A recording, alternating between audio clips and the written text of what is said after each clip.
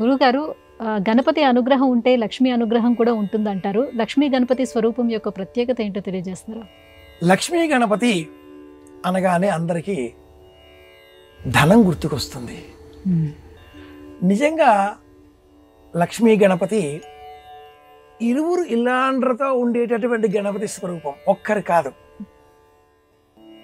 32 విధాలుగా ఉండే గణపతులలో లక్ష్మీ గణపతి, ఊర్ధ్వ గణపతి, శక్తి గణపతి, లక్ష్మీ గణపతి ఇలా చెబుతున్నప్పుడు గణపతి ఒక్కరి కారు.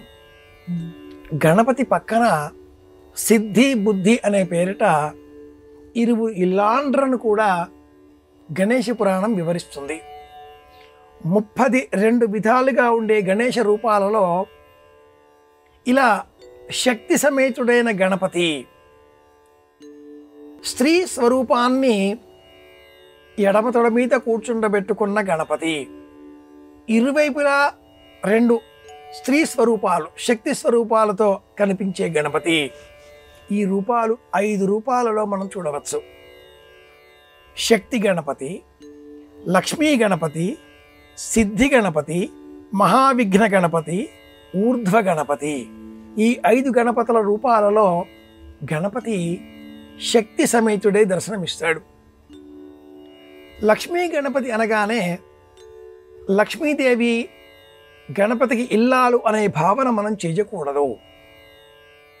శక్తి అన్నప్పుడు, లక్ష్మి అన్నప్పుడు, మహావిఘ్న అన్నప్పుడు పురుషకారమైన కార్యకారణ రూపాలలో ఒకటి అయిన కార్యరూపం గణపతి అయితే, కారణ రూపం స్త్రీ శక్తి స్వరూపం. నేను ఈ పని చేస్తున్నాను అన్నప్పుడు చెయ్యి ఈ పని చేస్తుందా? చెయ్యి పురుషకారం, కానీ చేతి ద్వారా లోన ఉండే ఒక శక్తి ఆ పని చేయగలుగుతుంది. ఆ శక్తి లక్ష్మీ స్వరూపం. కనుక ఆమ్నాయ మందారం అనే గ్రంథం మంత్రశాస్త్రానికి సంబంధించింది.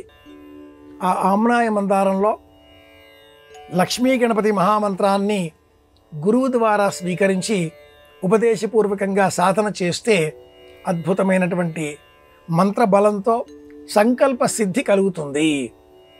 లక్ష్మీ గణపతి తంత్రం అనే ఒక తంత్రశాస్త్రం కూడా ఉంది.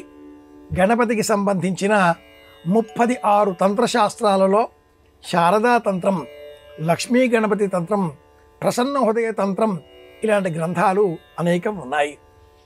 లక్ష్మీ గణపతి తంత్రాన్ని మనం సాధనాపూర్వకంగా ఉపదేశపూర్వకంగా స్వీకరించి జపం చేస్తే కూడా ఐశ్వర్యం ఆరోగ్యం సిద్ధిస్తాయి.